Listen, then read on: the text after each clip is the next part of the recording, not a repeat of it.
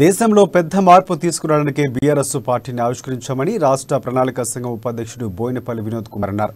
తెలంగాణ రాష్ట్రాన్ని మరింత అభివృద్ధి చేసేందుకు పార్టీని ఏర్పాటు చేశామన్నారు. సిద్దిపేట జిల్లా హుస్నాబాద్లో నియోజకవర్గ స్థాయి బీఆర్ఎస్ కార్యకర్తల విస్తృత స్థాయి సమావేశం నిర్వహించారు. ఈ సందర్భంగా తెలంగాణ రాష్ట్రం దేశంలో అన్ని రంగాల్లో అగ్రగామిగా ఉందన్నారు.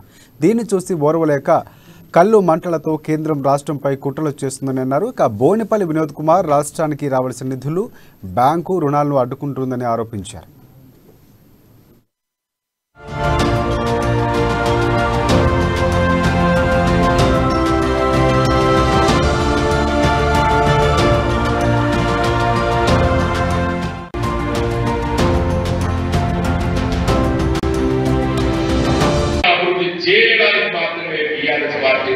మనం ఆవిష్కరించుకున్న మిత్రులారా, రాష్ట్రం అభివృద్ధి చెందాలంటే మన శక్తి ఢిల్లీలో ఒప్పడాలి. అందుకోసమే టీఆర్ఎస్ పార్టీగా మనం మార్చుకున్నాం.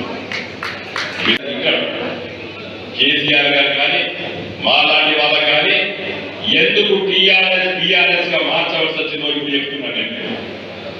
ఎందుకంటే మిత్రులారా, మనం తీసుకొచ్చిన అప్పుల్ని 80% బ్యాంకులు ఇచ్చే వరకు ఇంకా 20% ఇచ్చే ముందు కిరికిరీలు పెడతాను. నువ్వు గా కాయలు పట్టరా, ఈ కాయలు పట్టరా, ఎక్కడ పెట్టినావు అని అన్ని